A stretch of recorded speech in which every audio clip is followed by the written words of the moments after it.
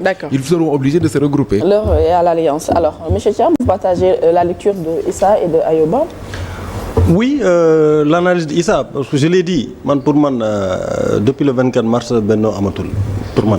Parce que, voilà, li taxone Benno nek fi depuis 12 ans n'existe plus. L'objet n'existe plus. Parce que c'était une coalition politique qui a gagné des élections et l'objectif était de gouverner ensemble. Il n'y a plus de gouvernement. Donc là, c'est une raison. La deuxième raison, c'est que le contexte diffère maintenant. Le Parti socialiste, par exemple, c'est un exemple que je donne. Il y a beaucoup de responsables du Parti socialiste qui ont toujours dit que le Parti socialiste ne doit pas ne pas aller à des élections. Forum candidat. Voilà, de forum candidat. On l'a dit plusieurs fois, mais Ousmane Tanor Dieng, à sa suite, Aminata Mbengue Ndiaye, ils ont quand même réussi à se maintenir dans Benno. C'est la même chose pour l'AFP, c'est la même chose pour nous autres. Mais aujourd'hui, il y a une recomposition. Il y a eu d'autres jeunes qui pensent que les partis doivent, en tout cas, créer de nouvelles alliances. Parce que la vérité aujourd'hui est que même le parti au pouvoir, donc les alliances sont inévitables. Mais il faut changer. Il y a d'autres partis peut-être qui veulent venir, d'autres qui veulent sortir et créer d'autres alliances. Amourba aussi, il l'a dit, Amourba, tout le monde sait qu'Amourtoul va venir dans la paire. Il ne va pas seul, il va créer une coalition. Peut-être aussi qu'il y a certains partis qui ont peut-être. Donc, les frustrés, pour ne pas dire après, le président Macky Sall. Mais exactement. De les snobber. Exactement. Donc, tout ça prouve que Benno Mom, vraiment, c'était du passé. Maintenant, je l'ai dit tout à l'heure, c'était peut-être le timing, quoi. Parce que les gens sont en train de se regrouper. Et je pense que c'est normal, c'est normal. Parce que d'ailleurs, même la coalition présidentielle, Diomaye est présent, des grands qui changent de tour, il y a d'autres qui sont venus après. Donc ça, c'est normal. Les gens sont en train de se préparer pour législative, sachant que... Mais M. Thiam, vous avez ICS, le temps de créer le nouveau SOGI? Non, Mangi ICS toujours. Le nouveau SOGI, c'est un mouvement au niveau local. Moi, je suis de Ourossogui, je suis le deuxième adjoint au maire Moussa Bocar Thiam. Je clash clash parce que Moussa Bocar Thiam, nous, dans le cadre du Benno, nous avons un deuxième mandat en 2022 à la suite de ces élections ñu nommé comme ministre, mais Moussa Bocar Thiam mu ngi Dakar fii toog depuis comme yéen non man dimanche laa jógee Ourossogui moom depuis 24 mars élection yi 24 mars la woon de depuis boobu demul Ourossogui un maire te man ma nekk adjoint Issa Tine sax moom ma gën a xam li xew ci mairie Ourossogui. Alors mu nekk lu bees rafetlu ñu waaye nekk lu bees ci mairie. Ah si am na ñoo xam ne si des maires absentéistes loolu moom ñun suñu plateau yi wax nañ ko fi ba sonn mais da ngeen daan toog di ko nës-nësal. non xam nga après ngeen quitté pouvoir bi ngay dal ci kawam. non ça n'a rien à voir xam nga am na loo xam ne da nga koy wax à deux tête à tête ou bien dans le cadre de la coalition qui nous avait porté. Mais est-ce qu'il venait là-bas souvent quand il était ministre? Pas souvent. Il est resté 6 mois sans venir là-bas. En réalité, mais je peux décrire d'abord il va perdre pouvoir. Non, ça n'a rien à voir. Moi, je n'étais pas au pouvoir. Donc, qu'est-ce qu'il a là-bas? Pardon? Qu'est-ce qu'il a là-bas déjà pour man di fa dem chaque jour doon fa dem? Il est le maire. Qu'est-ce qu'il a là-bas? Il est le maire, mais moom li may wax xam na ko. Il doit être présent, il est le maire. Fan la day délégué signature nan lay demee. Fan la bokkoon? Ouais. Fan la bokkoon ci parti? Non. J'ai pas compris. Mais Dakar la nekkoon. Oui. Oui. Ah mais Dakar la nekkoon comme li dal maire yu bari dañuy jógee Dakar après dem ci seeni dëkk kii ba mais fii la doon jàngee fii la juddoo sax fii la juddoo fii la yaroo fii la jàngee. Mais dans tous les cas il est maire de Ourossogui. Mais Moussa bu ñu la xasee ba fal capable d'assumer les fonctions de maire d'une ville, tu ne demandes pas le suffrage des ou bien est-ce que population ñoom ñoo war a am délégué xam nga ku nekkul foofu nekk président ñu bañ la élire. xam nga ñun on n'impose à personne d'être tout le temps sur place mënul nekk on a des obligations mais il y a deux possibilités. La fréquence, parce que quand même, on a maire 4 mois, Issa Tine de quand même. 4 mois, depuis les élections présidentielles. Quand même. Ça c'est un. Deuxièmement, délégué au Ken. Moi, je suis un adjoint au maire, je suis dans le maire. Le code des collectivités locales. Je n'ai pas pouvoir aux adjoints. À moins que le maire te délègue. Mais le deuxième adjoint, est-ce que délégué ou le premier adjoint, oui? Le conseil municipal m'a présidé parce que avec la parité là, voilà, il fallait mettre des femmes. Oui. La première adjointe. Le premier adjoint est faux, mais il y a un conseil municipal. Non, xam nañ maire yi parce que du comme assemblée. Tey mën nga nekk premier adjoint sax mu sauté la fa dem di liggéey ak. Voilà. Le troisième. mën na liggéey ak sax un simple conseil municipal. Bien sûr. Voilà. Mais loolu yëpp amul. Il n'y a pas de délégation de pouvoir, il y a absolument rien. Et puis, mais dans tous les cas, même au moins de délégation, moi je pense quand même, un maire warul toog 1 mois sans aller dans sa commune. Non, c'est vrai. Loolu moom.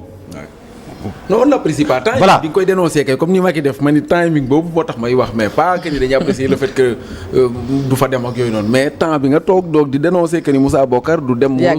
Non xam nga comme je l'ai dit quand on est ensemble dans un gouvernement dans une assemblée il y a un temps de latence d'observation loolu bu jàllee nit ki da ngay wax ak moom parce que aussi c'est pas du premier coup rek mënoo ko wax publiquement da ngay waxtaan ak moom. Il prend des engagements de changer nga xaar nga wax ak moom ça ne change pas la coalition qui nous avait réunis nga waxtaan ak ñoom mais boo demee ba si biir gisoo ko mais da ngay jël sa responsabilité. yow ma nga wax ak moom qu'est-ce que la tontu quand vous avez parlé avec lui. ci absentéisme moi 8 mai dernier le 4 mai dernier suñu dernier conseil municipal date du 4 mai 2024 man maa dem présider ko ñëwaat def compte rendu écrit le 8 mai envoyé le 8 mai. 8 mai ba tey c'est combien de mois ba tey j'ai même pas eu un accusé de réception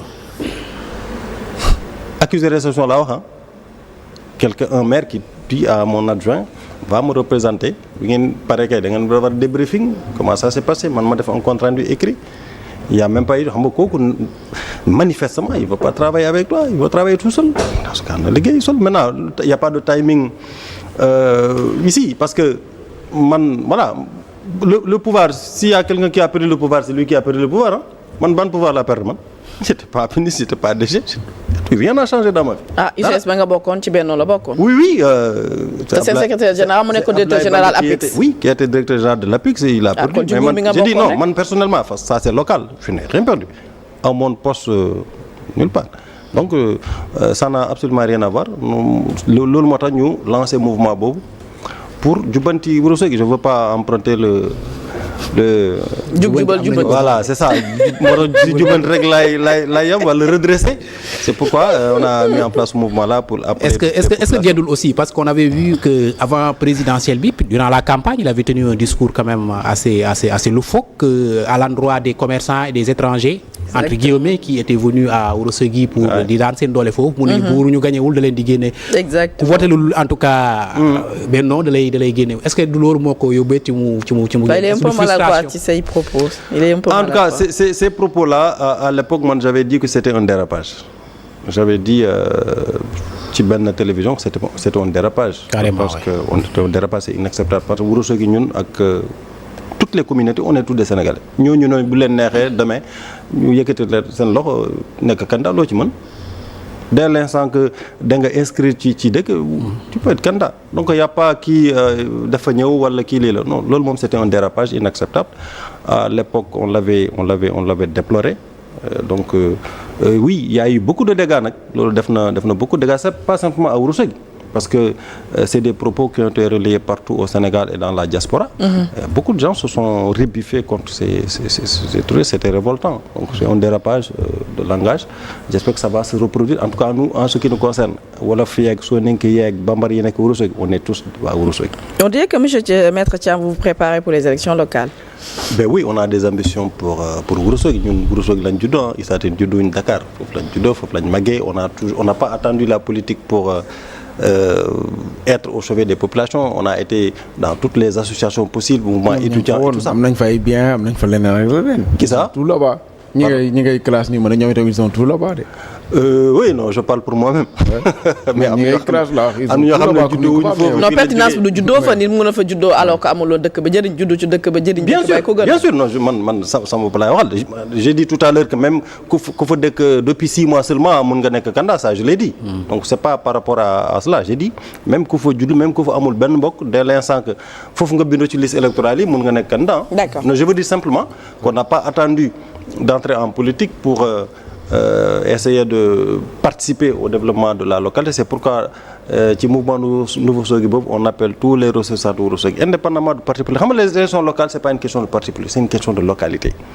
Deux personnes peuvent être deux partis différents ànd pour redresser et développer sa commune. Et Issa xam na Ourossogui c'est la ville la plus grande du Fouta, c'est la ville bi gën a neex a développé parce que Ourossogui c'est une ville carrefour qui est traversée par 2 routes nationales la route nationale 2 et 3 une ville commerciale c'est une ville économique aussi. liggéey nañ ko aussi. mais on peut mieux faire. gis nga aujourd'hui am na hôpital bu bees bu ñu fa doon lancé. c'était ci tournée économique yi. Oui.